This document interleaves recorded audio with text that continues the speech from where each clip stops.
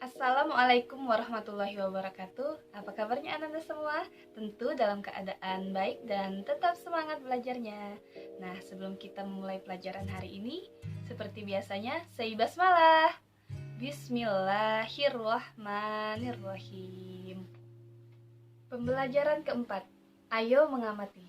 Nah, dapat dibuka buku Ananda sekalian pada halaman 24. Ada gambar pohon dan juga ada beberapa pertanyaan. Yang pertama, ayo mengamati. Amatilah kedua gambar berikut. Menurutmu, manakah tumbuhan yang tumbuh dengan baik? Manakah tumbuhan yang pertumbuhannya kurang baik? Apa yang membuat tumbuhan tumbuh subur?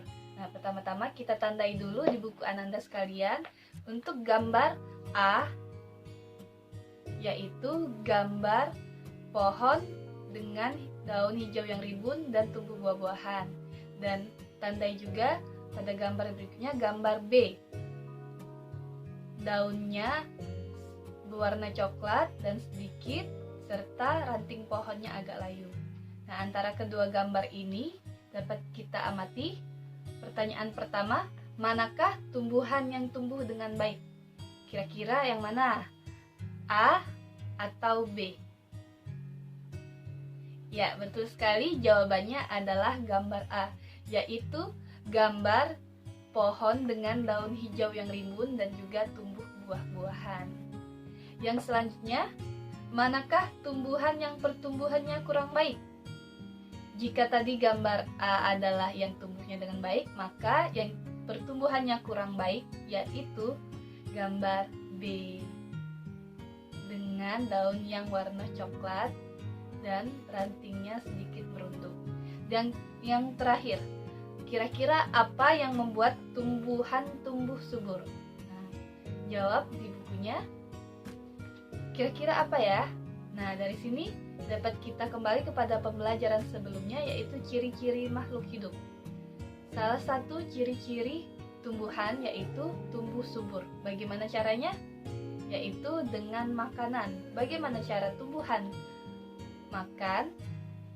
Pertama, dengan memasak makanannya sendiri, yaitu dengan bantuan sinar matahari dan air. Maka dapat dijawab pertanyaan yang terakhir, yaitu apa yang membuat tumbuhan tumbuh dengan subur? Yaitu dengan bantuan sinar matahari yang cukup dan disiram dengan air serta pemberian pupuk yang cukup.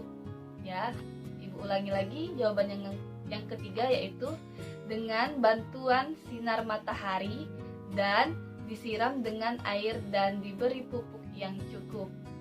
Selanjutnya, masih tetap pada halaman yang sama, yaitu halaman 24. Ayo membaca. Di sana ada teks 2 paragraf. Mari kita baca sama-sama. Ayo membaca. Di sana ada 2 paragraf. Ayo kita baca sama-sama. Salah satu ciri makhluk hidup adalah membutuhkan makanan. Makhluk hidup membutuhkan makanan untuk bertahan hidup. Makhluk hidup juga membutuhkan makanan untuk tumbuh.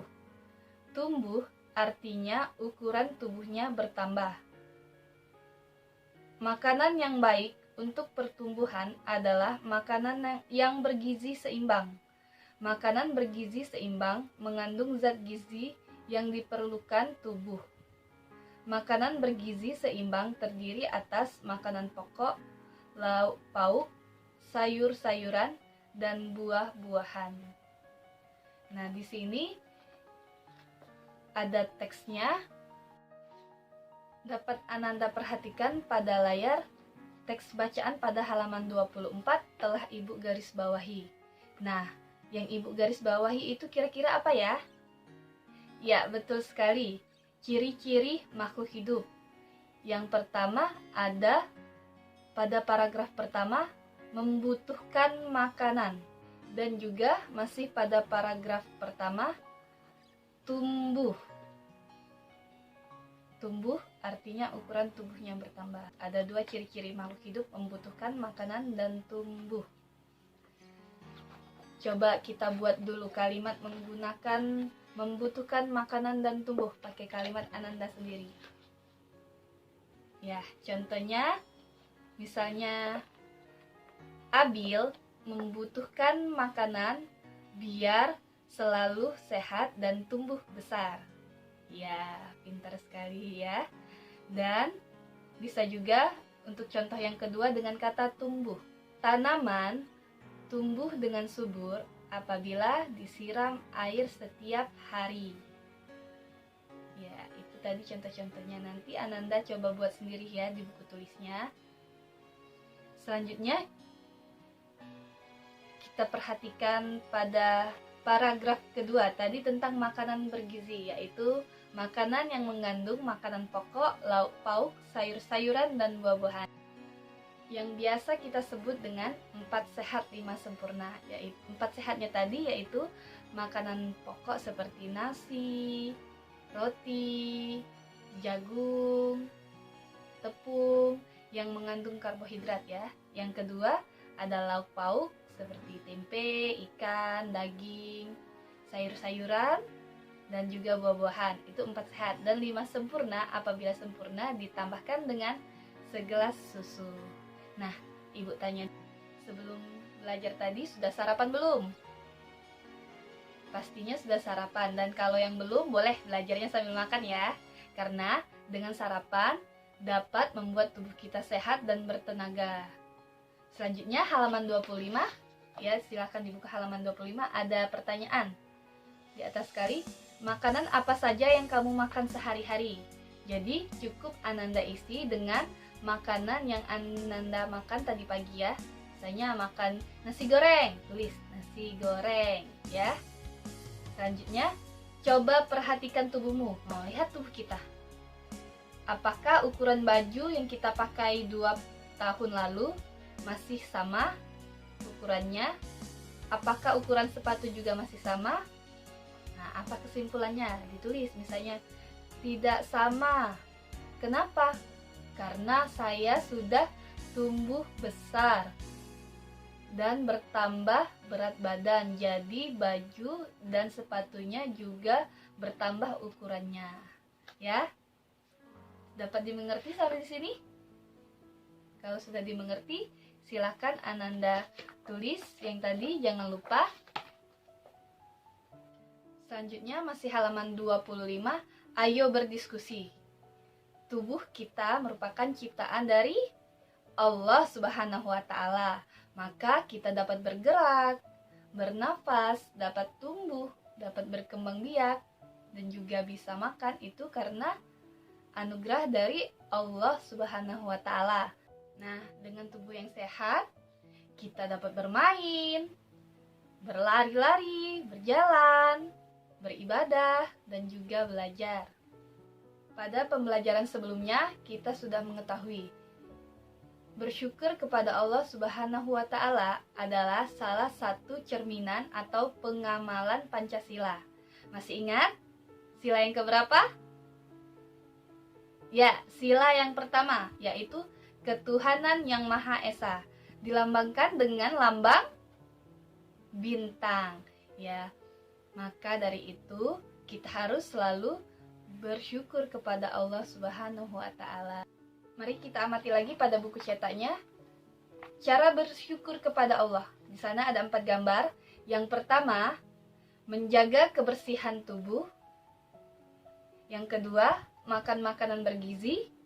Yang ketiga, istirahat yang cukup. Dan yang keempat, berolahraga dengan teratur. Karena dengan merawat dan menghargai tubuh kita sendiri merupakan rasa syukur kita dan terima kasih kita kepada Allah Subhanahu wa Ta'ala. Sebagaimana salah satu hadis yang berbunyi, an-nazafatu minal iman, yang artinya kebersihan itu adalah sebagian dari iman. Jadi sebagian dari iman, iman adalah kepercayaan. Kita percaya kepada Allah. Berarti kalau kita percaya kepada Allah, kita harus bersyukur terhadap karunia-Nya yang Dia berikan. Nah, setelah Ananda mendengarkan penjelasan dari Ibu dan memperhatikan keempat gambar pada buku, dapat kita jawab pertanyaan pada halaman 25 dan halaman 26. Pertanyaan yang pertama, Apakah gambar tersebut menunjukkan rasa syukur kepada Tuhan? Jelaskan jawabanmu. Nah, jadi berdasarkan hasil diskusi kita dan penjelasan, apakah termasuk rasa syukur 4 gambar tersebut? Misalnya iya, kenapa? Kalau tidak, kenapa? Dijelaskan. Yang kedua, coba bicarakan dengan teman sebelahmu. Karena kita tidak sekolah, bicarakan dengan ayah bunda atau adik-adik dan kakak-kakak di rumah ya. Coba bicarakan dengan teman sebelahmu cara lain untuk mensyukuri pemberian Tuhan. Buatlah dalam sebuah tabel. Kelompokkan cara bersyukur yang sudah kamu lakukan dan yang belum kamu lakukan. Ceritakan hasil diskusimu di depan kelas. Jadi untuk pertanyaan 1 dan 2 ini cukup ditulis di buku tematik saja. Ditulis dengan rapi ya. Akhirnya itu saja materi yang dapat Ibu sampaikan hari ini. Semoga Ananda semua dapat mengerti. Bila ada yang perlu ditanyakan, langsung saja tanyakan sama Ibu Iza. Tugas selanjutnya yaitu kerjakan halaman 27. Seperti biasa, tugasnya dikerjakan, kemudian difoto dan dikirim langsung ke Ibu Iza. Sebelum mengakhiri pelajaran kali ini, ayo kita sama-sama tepuk. Ikuti Ibu ya. Tepuk 1. Yes. Tepuk 2. Yes, yes. Tepuk banyak. Yes, yes, yes, yes, yes, yes. Say hamdalah. Alhamdulillahirabbil alamin.